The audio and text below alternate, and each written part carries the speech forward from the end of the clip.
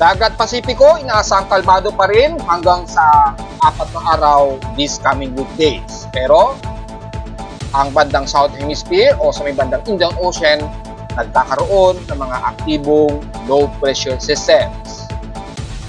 Buong bansa mananatili pa rin katamtaman at malinsang ang panahon, dulot pa rin ng Stanleys. At mga uulanin sa iba't ibang bahagi ng bansa, ating iisa-isahin.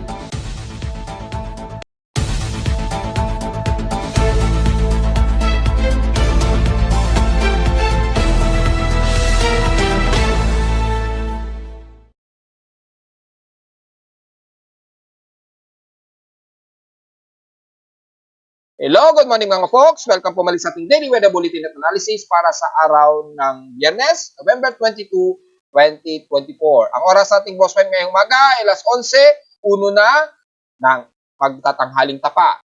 Nakataas ang thunderstorm advisory mula sa data feed ni Pag-asa. Bagamat katamtaman at magiging friendly weather pa rin ng halos buong panlalalabi ng bansa at yung amihan natin ay patuloy pa rin iiral yan. Lalo na't nararamdaman natin yan sa gabi. Pero sa umaga ay maging ang inyong lingkod, ramdam po ang lamig na simoy ng hangin na humahalo sa init ng alinsangan dahil nga po sa maaraw tayo at may Stanleys. At bukod dyan ay wala naman tayong anomaly na malalakas na pag-ulan na nakikitaan, mga ilang isolated lamang na mga ilang kalat-kalat na pag-ulan sa ilang bahagi po ng bansa natin, kung saan lamang yan ng salubungan ng init at lamig dahil nga po sa Stanleys. At nakataas na po ang thunderstorm advisory mula sa data feed Pag-asa. Dito ay within 12 hours lamang ito. So forecast lamang ang mga ini-indicate dito. Gaya na lamang dito sa Metro Manila hanggang Cavite na yan. So bandang pababa ng Calabarzon area.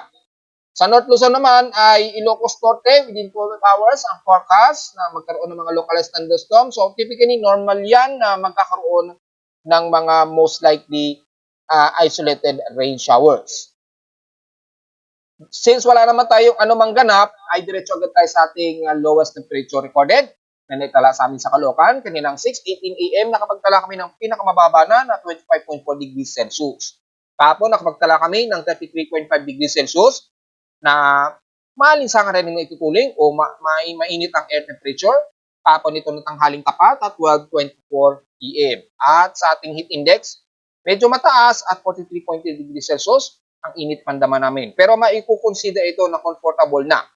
Dahil naghahalo po kasi yung init ng alinsangan kasabay din ng northeasterly surface wind flow o yung daloy ng hangin amihan natin. Mas nararamdaman pa kasi yung daloy nga ng amihan, gaya ng aking laging binabanggit, extreme northwestern Luzon, yan, lalo na mula dyan sa ng Ilocos Norte hanggang dyan sa may parteng Benguet, ang mas nararamdaman na ang lamig at siguradong mas bumababa na rin ang temperatura kasama ang Baguio City. Habang lumalapit ang month of December, unti-unti lumalawak na rin yung coverage ng amihan. Aabot na yan ng bandang Central Luzon, hanggang sa umabot na nga po yan ang bandang Metro Manila. Ilang bahagi dyan sa may bandang Cagayan Valley. Habang lumalapit ang month of December. Sa ating namang PH Extremes in past 24 hours, kita tabi natin ang una sa pinakamainit ang temperatura, ang General Santos City. So, madalas Mindanao na ang may pinakamataas ang temperatura. Dahil, again, kung babalikan natin ang ating laging binabanggit, every November, December, summer season po dyan sa may bandang Southern Hemisphere. So, ang Australia ngayon ay summer na sa kanila. So, yung mga bandang South, ang mas matataas ang temperatura at umaabot yan sa may bandang Mindanao nga po. Kaya mas mataas ang temperatura pagdating sa Mindanao kapag kaganito ang month, mga November, December, ganyan. Mas maiinit yan. Parang summer sa kanila or dry season. So sa General Santos, nasa 35.2 degrees Celsius ang pinakamataas na temperatura. Sa Baguio City ay 16.4 degrees Celsius na. So indikasyon na bumababa na rin ang temperatura sa Baguio. So sa Atok Benguet, panigurado mas mababa na yan. Baka nasa around 15-14 degrees Celsius na yan. So lumalamig na talaga dyan. Sa Iloilo naman, ang Surigao ay nakaranas sila ng 48.1 mm na total rainfall at nanatiling wala kaming pag-ulan dito sa amin sa Caloocan. Outside humidity, medyo drier at 65%. Bumaba ito ng 2% since last hour. So mataas ang ating atmospheric pressure. Matik na yan dahil nga po sa drier o dry air ang ating paligid halos. Kaya kapag sumisikat ang araw dito sa atin sa Metro Manila, halos dry hot o hot dry ang ating nararamdaman sa umaga. Pero pag mga bandang hapon o mga gabi, mas lumalamig na po ang simoy ng hangin. High tide and low tide status, so far, minimum low po tayo. So meron tayong at least 15 hours. Silipin natin kung maabot pa ng 1 meter ang high tide natin ngayong buong gabi. Kung sisilipin natin ay mula kaninang madaling araw na maabot 1.2, bukas na madaling araw ay aabot ng 1.1 meters ang taas. So medyo mataas. Ngayon, mataas pa rin ba ang alon? Kung sisilipin natin sa ating tropical cyclone forecast assessment, insignificant wave height, bakit hindi natin isinasama yung high tide dito sa significant wave height? Una po, ang significant wave height kasi dito is nakaka-associate din sa mga tropical cyclone. Most probably, tropical cyclone ang nakikita. Pero normally, pwede din niyang gamitin as tides. Pero dahil mas section ito ng tropical cyclone monitoring, ay nakalagay ito sa tropical cyclone assessment monitoring. Anyways, dito sa significant wave height ay mataas pong alon dahil nga po sa malakas na daloy ng northeasterly surface wind flow dyan sa may bandang Taiwan. Ayan, kitang-kita naman mga folks. Umabot ng 1.25 to at least 2.5 meters ang taas ng alon sa buong bahagi ng Batanes, Pabuyan Islands. Yan, sa dulo ng Ilocos Norte, Cagayan. Mapa-west man yan o mapa-eastern sections ng Lodo Luzon, umaabot ng 1.25 meters ang taas at halos buong silangan ng bansa. Combination kasi yan ng hangin silanganan natin o yung easterlies. Sa itaas naman, yung northeasterlies naman. So, yung combo o yung combination ng hangin niyan, nagbubunsod po ng pagtaas ng ating alon. So, sumasabay din sa medyo pagtaas ng swelling dahil napupush o natutulak ng malakas na daloy ng hangin ang ating karagatan. Na bunsod, tumataas po yung mga pag-alon. Totally, sa mga malilit natin mangingisda, bawal po munang pumalaot, medyo delikado. Pero yung mga medium sea crabs, medyo kaya-kaya naman yan. Yung mga ganyang 1.25 meters ang alon. Pero yung mga mas maliliit na mga mangingisda, medyo delikado po pumalaot. Kung kailangan talagang pumalaot, maaari magsama kayo ng mga grupo, marami sana kayo. Para may mga tumitingin sa mga kasamahan ninyo. Sa kanluran naman, di sa may bandang Loocan ng Palawan at West Coast sa Visayas, wala naman magiging problema. Hindi naman masyadong mataas ang alon dyan. Dito lamang sa may bandang West Philippine Sea at Eastern Pacific natin. Yan, sa may bandang Eastern Pacific na nakatapat o sa silangan ng bansa. Maabot ng 1.25 pataas ang alon. So, yun ang medyo delikado sa mga malilit nating mangingisda. So, again, for the next 24 hours, just in case, ay manatiling mataas ang alon at totally dyan sa may bandang Eastern Lodo Luzon, ay bawal po pumalaot. Hanggang November 23 pa, mataas ang alon. So, medyo delikado nga po. Samantala sa ating almanac, sumikat ang haning araw kaninang 6:01 AM. So, mas humahaba na ngayon ng gabi. At lulubog naman ito mamayang 5:23 PM. Ang ating waning gibbous na 60% illuminated na lamang ay magmo-moonrise ito mamayang maghahating gabi na at 11:26 PM.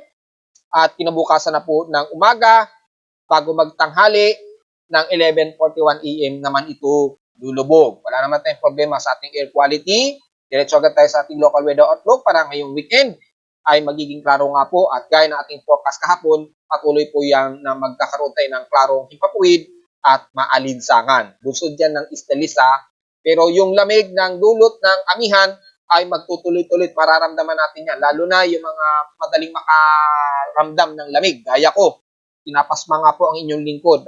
Yung pasma na pinapawisan yung aking kamay at paa. At bunsod po yan kapag may nararamdaman ko po yung lamig sa paligid ko. Kahit na umaaraw dito sa amin sa Caloocan. So ramdam pa rin ang amihan, nararamdaman ko po ang amihan. Kaya kapag tuwing mag-aamihan season, una-una ako po ang nakakaramdam kapag talagang may amihan na. Dahil una-una ko po mararamdaman ang lamig ng temperatura dahil nga po pasmado po ang inyong lingkod. So again, ay hanggang bukas po na Sabado, magiging partially cloudy lamang tayo. Klaro ang himpapawid. Kitang-kita naman sa graphic imagery. Yan. So klaro ang ating halos maghapon. So asahan ng maaraw at maalinsangan magdala po ng payong itong maghapon hanggang bukas po yan ng weekend. Sa mga mamamasyal po, ay matinding sikat o tirik ng araw ha. Mga ilang partially cloudy lamang ang iiral. So magdala ng payong, magkaroon man ng mga isolated, typically puro light rains lamang yan. Maliban lamang yan sa may bandang Eastern Visayas na medyo mas nakakaranas ng moderate and clusterized heavy rain showers. Sa lowest temperature expected, 31 to 32 degrees Celsius and lowest temperature expected, 25 to 26 degrees Celsius. So sa ating short-term weather forecast, hanggang linggo daw, meron daw forecast na uulanin. Malamang mga ilang isolated dyan, maaaring hindi dito sa Metro Manila. Pero halos buong weekdays hanggang Wednesday ay partially cloudy lamang daw at klaro ang magiging himpapawid. So almost this coming last week ng November, halos ganyan ang ating mararanasan, halos partially cloudy lamang at klaro ang himpapawid. Meaning, mas maalinsangan o madalas na maalinsangan tayo at dry air ang paligid. So, diretso muna tayo sa ating ginagamit na satellite imagery para sa analysis sa possible na mga uulanin. So, silipin muna natin gamit ang ABN para sa mas makikita natin kung alin ang mga areas na magkakaroon ng mga moderate and heavy rain showers. Pero dito muna tayo sa pinaka-satellite imagery, mas habang naglo-load yung isa, yung NOAA. Makikita po ang halos buong bansa ay katamtaman at friendly weather. Ang halos buong bahagi po ng bansa ilang bahagi lamang sa may bandang Camarines Norte na may mga ilang kaulapan dyan at mga ilang light rain showers. Sa may Eastern Visayas naman, dyan sa may bahagi nga po ng Borongan Eastern Samar, mula yan sa bahagi ng Dolores, pababa ng Borongan Eastern Samar, hanggang dyan sa General MacArthur at Gian, medyo nakakaranas kayo ng mga ilang moderate and some heavy rain showers. Sa may bandang Southern Leyte, sa may bandang Abuyong at Mahaplag, ay nakakaranas din ng mga ilang moderate and some heavy rain showers. Mga scattered rain showers po ito hanggang sa bahagi ng Dinagat Island at bandang Siargao. Medyo maulap sa inyo dyan at nakakaranas ng mga pag-ulan. Pero sa buong bahagi nga po ng bansa, nag-refresh po yung satellite at makikita natin mula bahagi ng buong Northern Luzon, pababa ng Central Luzon, kasama ng buong Metro Manila, Bicol Region, Southern Luzon, Mimaropa, West portions ng Visayas, buong Southern Luzon at Mindanao, wala tayong magiging komento. Yung mga indication lamang ng mga ulanin sa may bandang Borongan Eastern Samar nga po na binanggit natin, hanggang southern part ng Leyte at bandang Dinagat Island sa may bandang northeastern ng Surigao del Norte. At dito naman sa katimugang bahagi naman ay especially dito sa may bandang General Santos hanggang dyan sa dulo ng Davao Occidental, ay makakaranas kayo ng mga scattered rain showers, mga ilang light to moderate showers hanggang Sarangani. Ingat po sa potential na pagbaha at pagbuho ng lupa dahil nakakaranas kayo ng mga ilang cluster ng trap na magdudulot po ng mga pag-ulan dyan. So, mag-ingat na lamang. Pero sa buong nalalabing nga po ng Sorcia din, mula South Cotabato, pataas na yan, ng North Cotabato, katamtaman, at friendly weather naman at maalinsangan ang inyong magiging panahon, kasama na ang Davao del Sur, Davao del Norte, and the rest ng Central Mindanao, pataas na yan ng Misamis Oriental. Kasama na dyan ang buong Agusan del Sur at Davao de Oro nga po, Lanao del Norte, and the rest ng Zamboanga Peninsula. Wala tayong masyadong kaulapan na nakikita at asahan po ang magiging maaliwalas, maalinsangan na panahon ang halos buong maghapon. So magdala po ng pananggalang, hindi lang sa tinding sikat ng araw kundi sa mga biglaang isolated rain shower sa hapon. Dahil siyempre, mainit po ang halos buong tanghali natin. Pagsapit ng hapon, lumalamig ang temperatura, magkakaroon po ng saturation ng water vapor at magko-condensate po yan, bubuhos yan sa anumang area na aabutan ng condensation, ng tubig o moisture. So, magkakaroon ng mga isolated rain showers. So, be ready na lamang, especially sa hapon o sa gabi na uuwi, maging sa madaling araw. So, wala tayong masyadong ganap dahil halos buong bansa natin ay magiging maaliwalas ang panahon. So, kung sisilipin natin ang ibang satellite para naman hindi natin namimiss yung ibang satellite imagery natin. At makikita rin dito sa satellite ng NOAA, ganun din ang pinapakita. Dito, mga ilang light to moderate showers ang pinapakita sa dulo nga po ng General Santos, ang buong Coronadal, yan, kasama na ang ilang bahagi ng Davao Occidental. medyo may mga light rain showers din na nakikitaan base dito sa NOAA ng Davao Oriental. Yan. So mula dyan sa may bandang Mati, pababa ng Gobyerno Generoso. Sa may bandang Northern Mindanao, kita naman dito ang satellite imagery sa ilang bahagi nga po ng Zamboanga del Sur. Yan. At Misamis Occidental. So, kung mapapansin ninyo, kapag gumamit tayo ng Himawari satellite, hindi masyado kita dito, di ba? Kaya gumagamit tayo ng iba't ibang satellite imagery ng Himawari ng Japan at ng NOAA ng Amerika kasi hindi sila pare-pareho ng klaro o clarity ng satellite imagery. Dito, mas matindi ang clarity pagdating sa Himawari 8 o Himawari 9. Kaya lang, yung mga low resolution infrared, hindi masyado nakakapture ng Himawari. Hindi gaya ng NOAA, medyo mababa yung clarity pero mataas naman na kaya niya makuha ang resolution. Ni ultimo yung maninipis na ulap, mas kitang-kita. So kung i-dark mode mo yan, makikita po ang pinakamaninipis na kaulapan. Yun po ang advantage at disadvantage ng parehong satellite. Kaya gumagamit tayo ng hindi lamang ng Himawari 8, gumagamit din tayo ng satellite ng geostationary satellite ng Amerika. Kasi dito, gaya na lamang dito, kitang-kita po yung mga light rain showers na umaabot sa ilang bahagi nga po ng Davao Occidental. Ngayon lang umaabot sa may bandang Malungon. So at least para may idea rin ang mga sumusubaybay sa inyong lingkod. At alam po, mag-isip Pag-asa, sumusubaybay sa inyong lingkod. Kaya napansin niyo nag-improve si Pag-asa. Gumagamit na rin sila ng advanced tropical cyclone forecasting. At gumagamit na rin sila ng mga empirical na images. At nakikita naman ninyo sa inyong mga lingkod, yun ang lagi ko pong ginagawa pa since mga nakaraang 5 o 8 taon na sa aking Facebook page. At ngayon, si Pag-asa gano'n na rin. Nagpo-post na rin siya ng mga satellite imagery. May mga empirical na rin silang ipinapakita. Kasi nga po, mas maganda nga po yung ganong klaseng pagpo-forecasting. So, dito sa mga satellite, hindi lamang isang satellite ang ating ginagamit.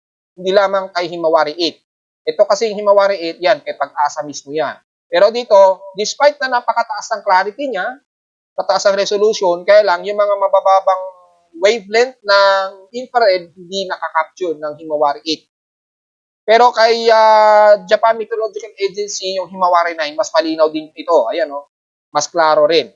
Kaya lang, yung mga low resolution na infrared, hindi agad nakakapture ng satellite. Ayan, oh, naka-maximum opacity na yan.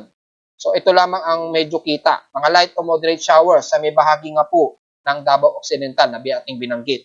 Pero pagdating dito, hindi masyado capture. Although may mga ulap, hindi nga lang ganun kalinaw. Pero pagdating dito sa geostationary satellite ng NOAA, kitang-kita, ayun oh, may light to moderate showers pala. So, at least may idea na kayo, wag lang tayong gagamit. Kahit sa mga tropical cyclone forecast, wag lamang isang agency ang gagamitin nyo. Iba't ibang agency.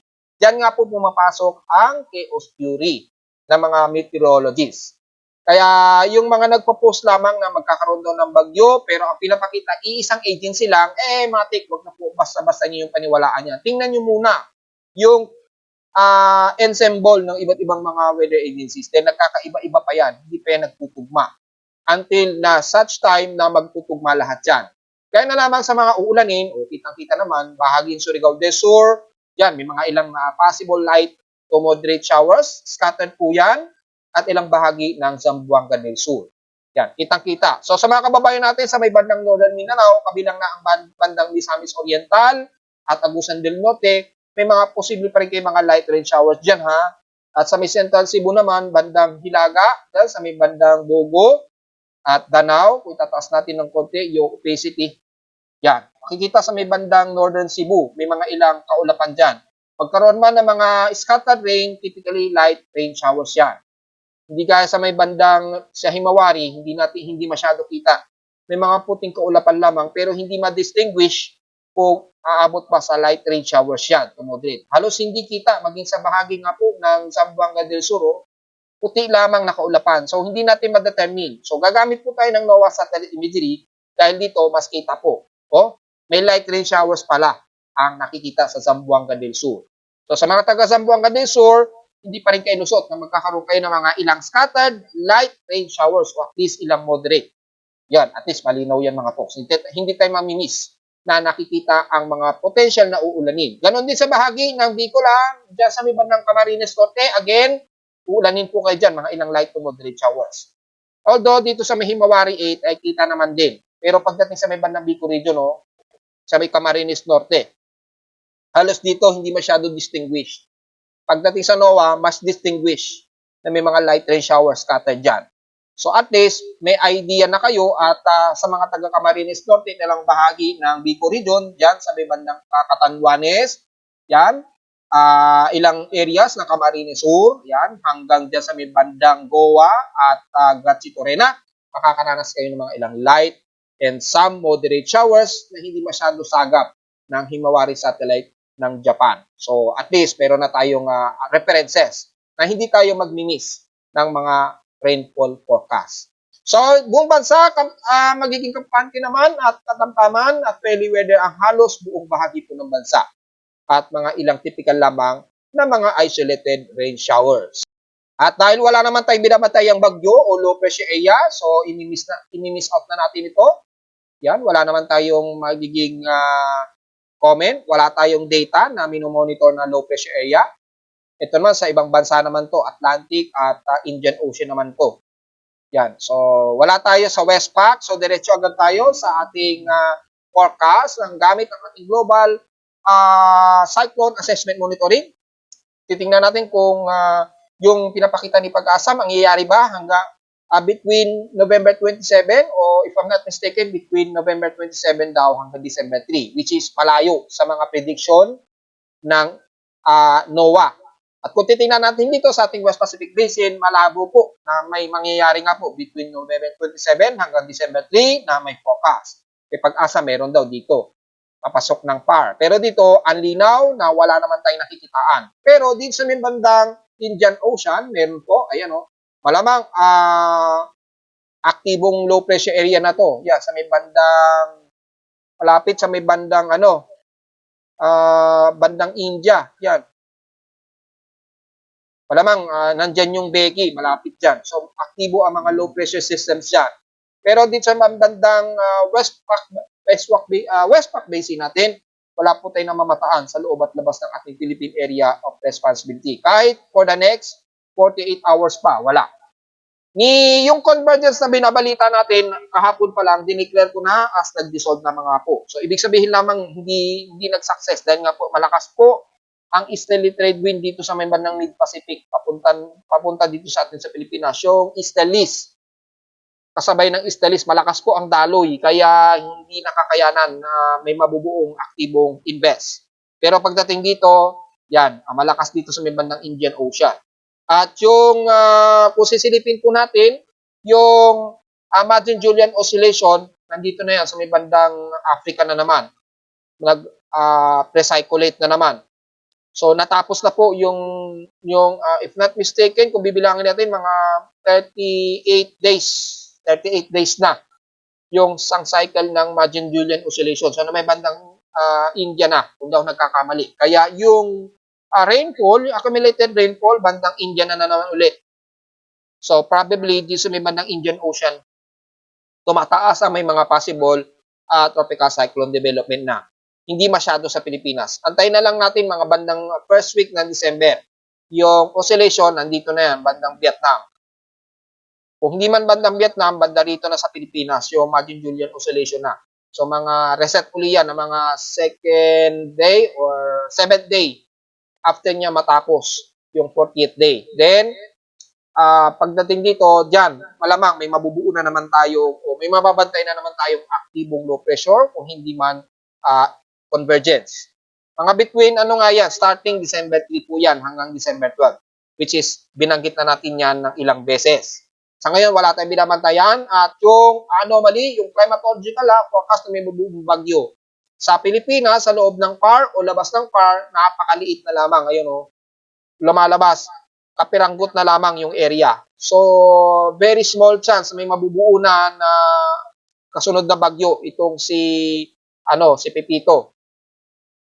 Pagdating po ng unang linggo yan ng December. So, tingnan na lamang natin mga folks. Wala po. So, between November 27 to December 3, base sa ating analysis, wala po tayong expectancy na mayroon tayong binabantayan dahil yung convergence nga po na-dissolve o nalusaw na nga po. So, yung pinapakita ni Pag-asa para sa akin, void na po yun o hindi na siya significantly forecast prediction na. Ibig sabihin, hindi ko na po dinere-recognize yung forecast si Pag-asa yung nakalagay between November 27 hanggang December 3. Voidable na po yan o void na para sa akin ha. Para sa akin lang po yan mga folks.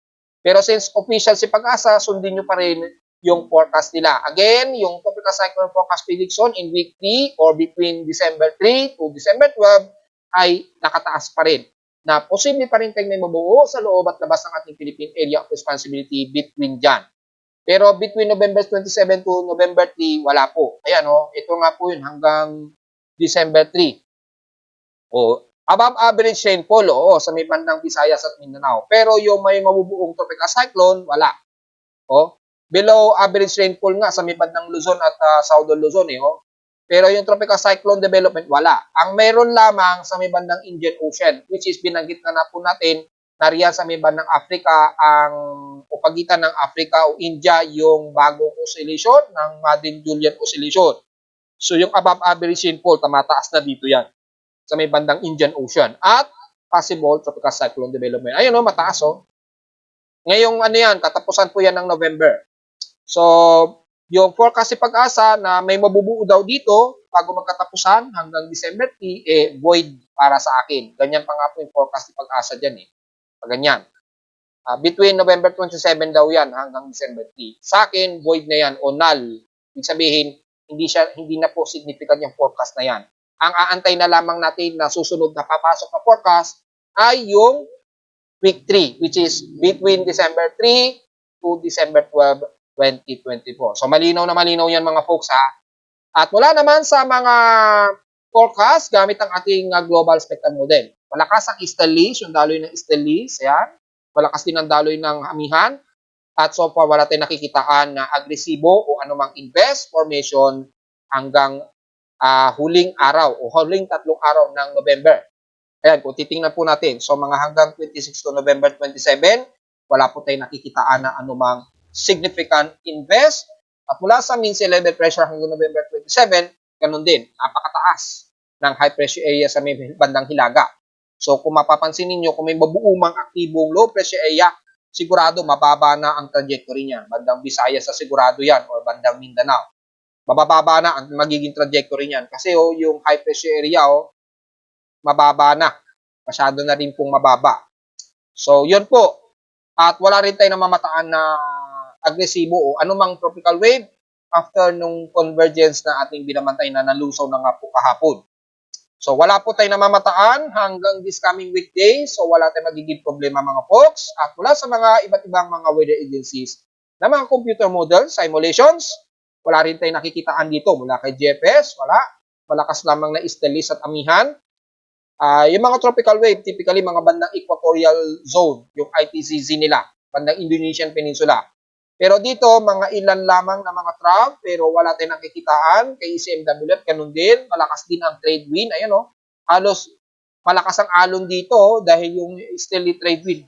Malakas ang push niya o yung tulak sa may bandang karagatan natin, sa may bandang dagat Pasipiko. Pero wala tayong nakikitaan na anumang invest o aktibong tropical wave. Kay NAVGEM naman, wala silang latest, pero kanina wala rin tayong nakitaan yung sinilip po kanina umaga.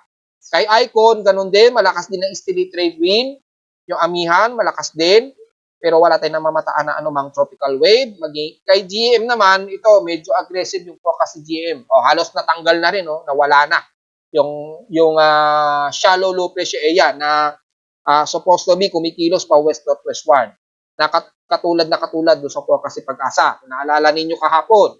Ngayon, wala na po, di ba? Kasi very real time po yung ating animation. Hindi po tayo kumukuha ng late time.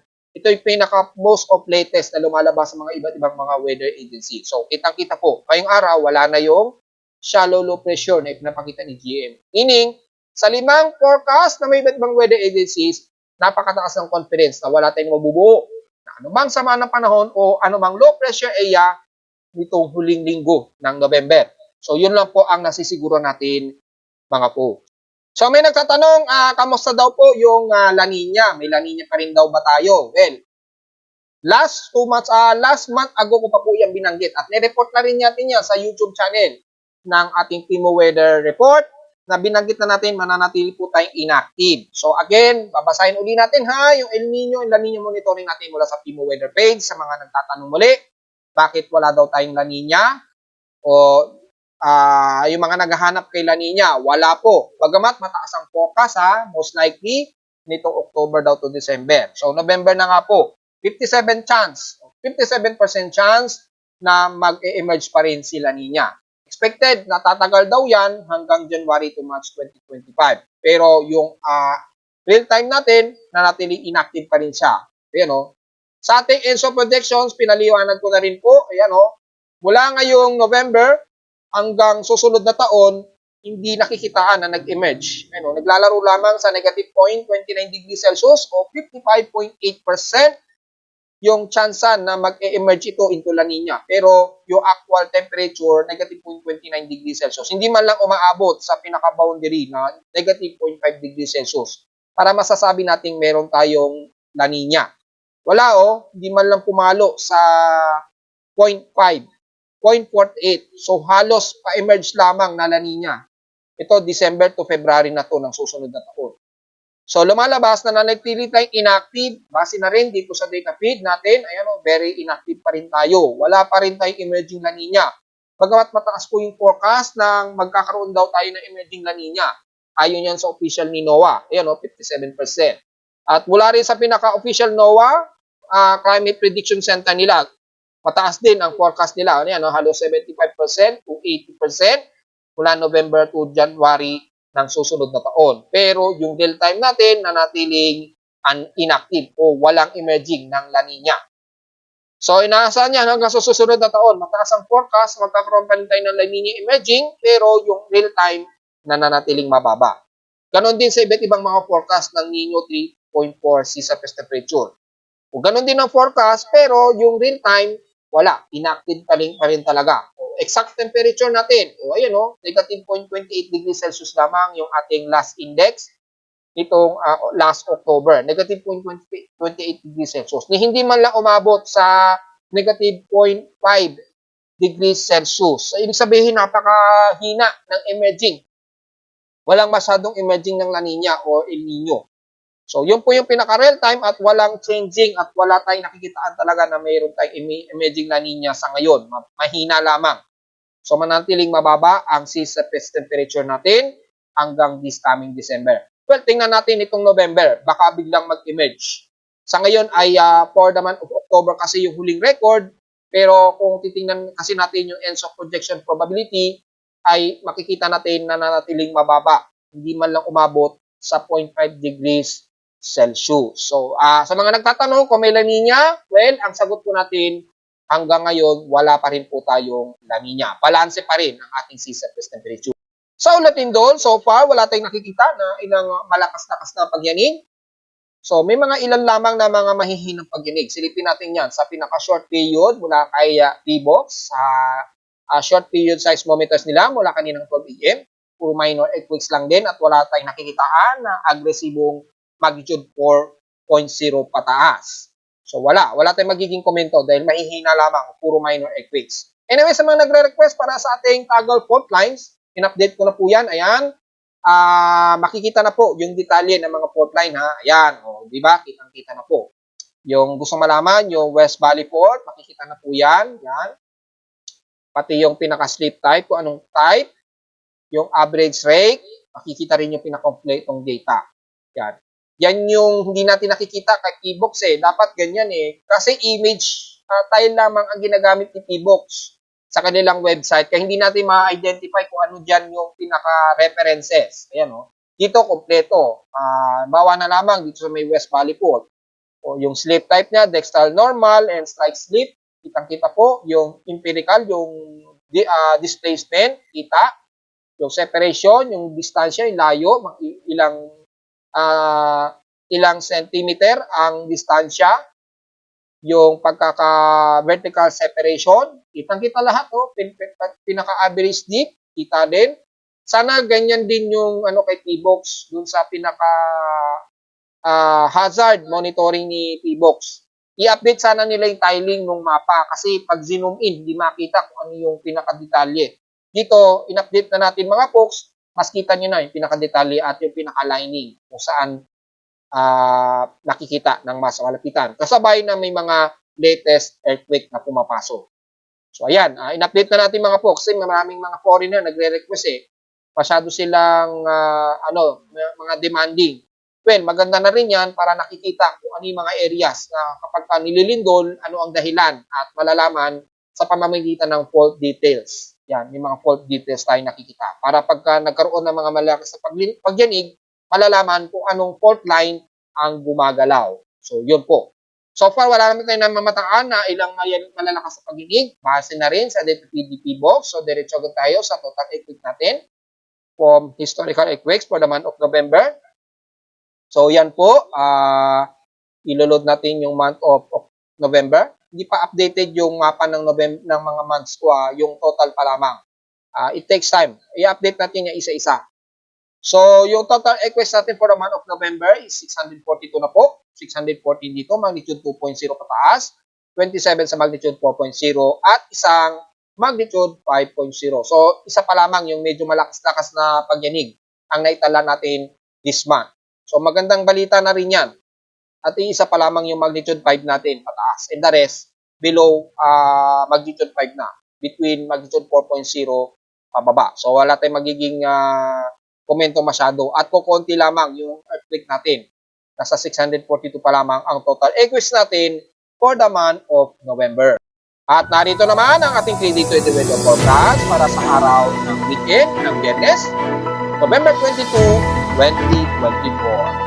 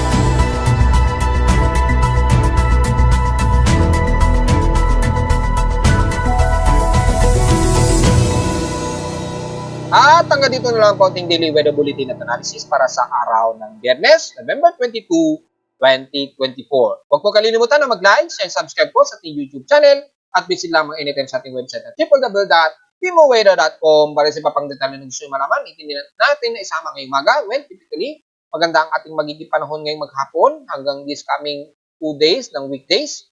Halos ganito lamang magiging panahon natin. Wala tayong masyadong ganap sa ating weather systems. Maliban lamang sa Easterlies at Amihan. At visit naman sa ating website para sa gusto malaman pa rin ang ganap, lalo na sa Metro Manila gamit ang aking aparato sa Caloocan at sa data feeds mula sa iba't ibang weather agencies. Maraming salamat po mga folks at happy weekend po sa ating lahat.